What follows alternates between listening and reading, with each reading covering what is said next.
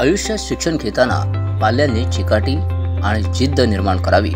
जे ध्येय आहे ते पूर्ण करण्यासाठी जो प्रयत्न करतो त्याला यश नक्की मिळतं। अशा वेळी आई वडील मुलांच्या शिक्षणासाठी काही कमी पडून देत नाहीत।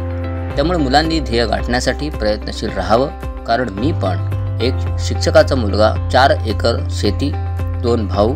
आमचे शिक्षण वडिलांचा 8वा वेतन आयोग प्रमाणे, पगार तुटपून जा पण चिकाटीच्या आधारावर महाराष्ट्र लोकसेवा आयोगाची परीक्षा पास होऊन तहसीलदार, तर माझा भाऊ सेल्स टॅक्स इन्स्पेक्टर झाले।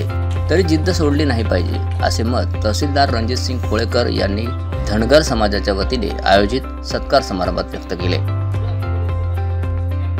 लोहारा येथील श्रीगिरी हॉस्पिटलमध्ये समस्त धनगर समाजाच्या वतीने सत्कार समारंभ कार्यक्रम आयोजित करण्यात आला होता।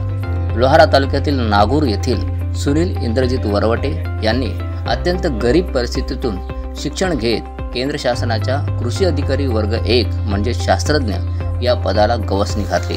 त्यामुळे त्यांचा सत्कार तहसीलदार रणजितसिंग कोळेकर यांच्या हस्ते करण्यात आला। कार्यक्रमाचे प्रास्ताविक डॉक्टर हेमंत श्रीगिरे यांनी केलं। यावेळी मंडळ अधिकारी जगदीश लांडगे यांनीही आपले मनोगत व्यक्त केले।